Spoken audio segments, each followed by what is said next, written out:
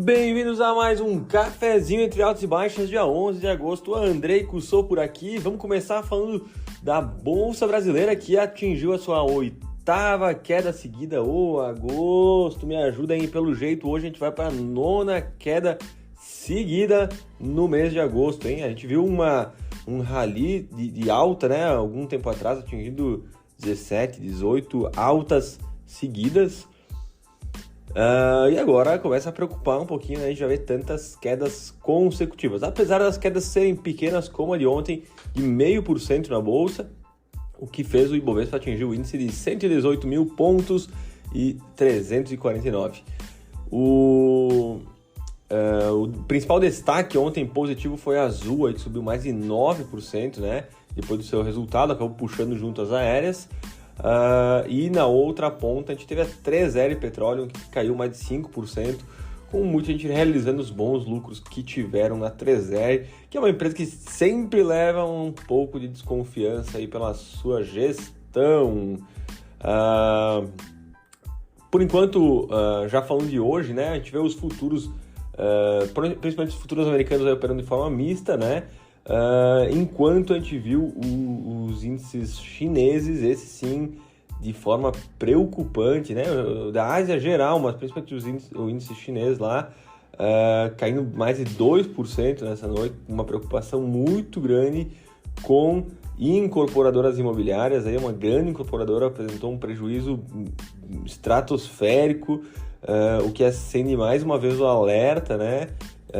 E inclusive os reguladores do mercado planejam uma reunião aí entre incorporadoras e bancos para entender a situação, para colocar panos quentes e tentar evitar um colapso imobiliário aí que se desenha, vamos falar a verdade, há um bom tempo, né?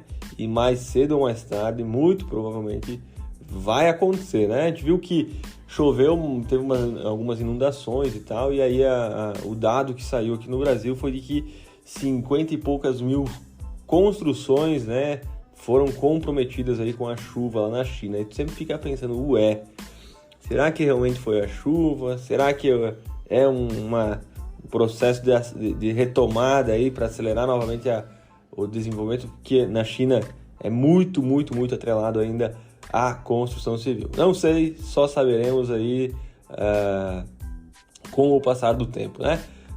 Na esfera das commodities, né? Petróleos caindo 0,22, o petróleo Brent a $86 aí com 21 centavos, e o minério teve uma alta de 2%, né, nessa madrugada, mas a gente ainda precisa ver depois esse desdobramento de como vai reagir a Bolsa Brasileira, que tem uma dependência bem grande da questão China, né? Então, mas por enquanto o minério até está no cenário positivo aí, pode dar uma força aí para a Vale, mas atenção, hein? Quem entende um pouquinho da demanda da Vale, né? O crescimento todo que a Vale teve nos últimos anos aí, sabe que tem muito, muito a ver com a questão chinesa. Então, de olho na China aí, pessoal.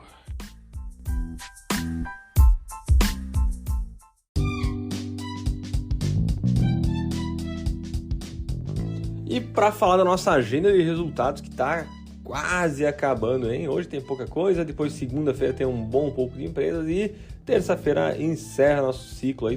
Quem anuncia resultado na terça, né, que é o último dia, é porque tá feia a coisa, né? Eles deixam os maiores micos da bolsa aí para o último dia.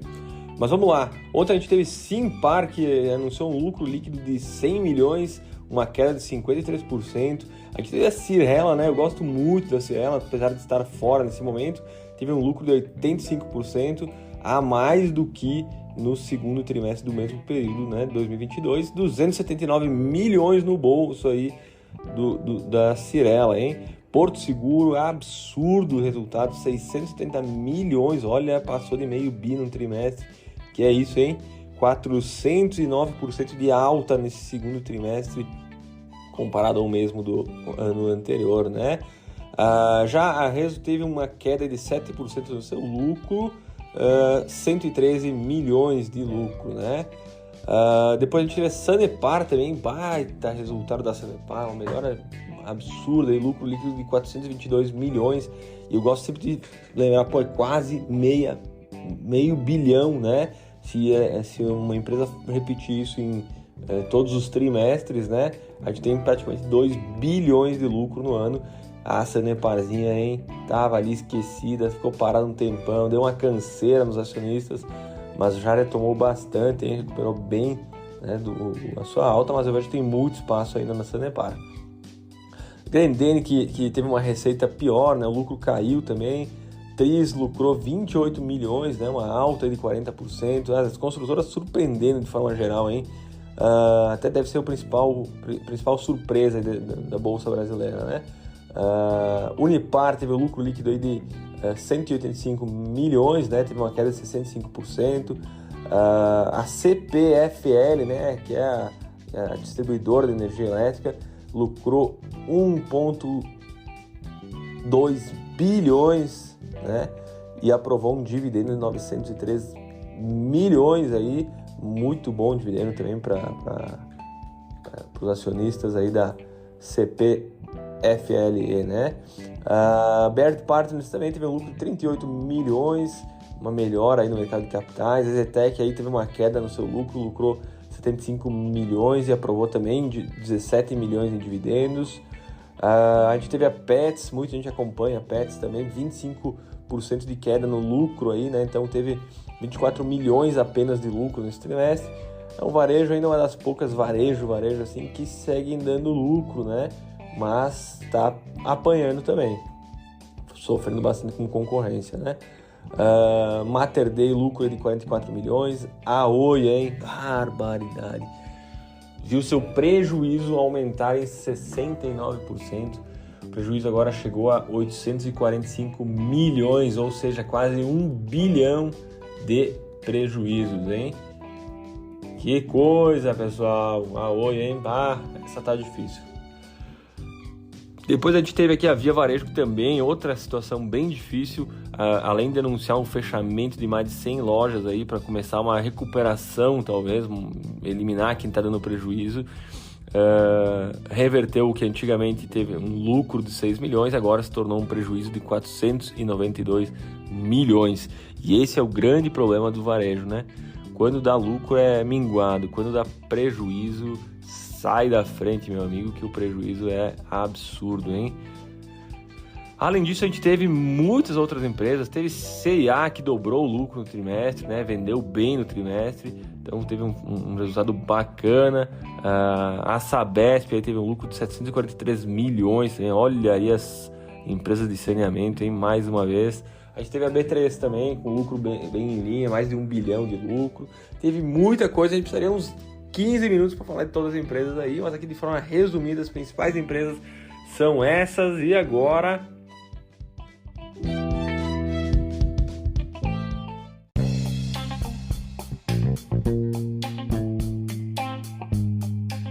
E na agenda de hoje, 2 fatos bem importantes. Um deles é a questão do IPCA, que sai daqui a pouquinho, 9 horas. Deve ser mais um norte aí para ajudar na tomada de decisão aí da próxima reunião do Copom. O mercado já gosta de antecipar isso, então se a gente tiver um IPCA mais uma vez bom, pode ser que a gente tenha uma reação positiva na bolsa, principalmente das small caps aí, que seguirão se favorecendo com a queda de juros, principalmente. Outro ponto é que o Lula tem um lançamento hoje de um PAC, né, um programa de aceleração aí do governo, e esse sempre traz também grandes ajustes em algumas empresas que às vezes poderão se beneficiar, né? E além disso, a gente deve ver mais turbulência em relação à Petrobras, né, que já está bastante no radar político, muito pressionada pela questão dos preços, né? Pode ser que tenha um aumento já em combustíveis, um aumento grande para equilibrar um pouco isso, mas a gente deve ter o lançamento logo mais também do plano de desenvolvimento, agora plano de investimentos da Petrobras, que deve trazer surpresas aí, talvez não tão boas para os investidores que gostam de seus dividendos. No mais, boa sexta-feira a todos, grande abraço, bora investir, ótimo final de semana, a gente se vê novamente lá na segunda-feira.